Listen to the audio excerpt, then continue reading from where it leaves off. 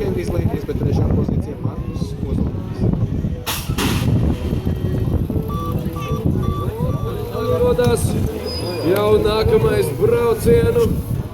brauciens, tas jau ir 17. brauciens, un šobrīd kā līderis ir Mārupes BMX kluba braucējs. Atkal, diemžēl, divi braucēji krīt. Pēdējā pirmajā pozīcijā Rudolfs Strīklis no Mārupes BMX kluba. Un aiz viņa 321. Adrians Astars BMX klubs Tālva, bet pa trešo pozīciju divi sportisti Sīvi cīnās, duelējas savā starpā. Pēdējā virāža un pēdējā taisne vēl aizvien. Un jau pirmajā pozīcijā 101 Rudolfs Strīklis, Mārupes BMX klubs, otrajā pozīcijā 321 Adrians Astars, bet kā trešais sportists no Rīgas.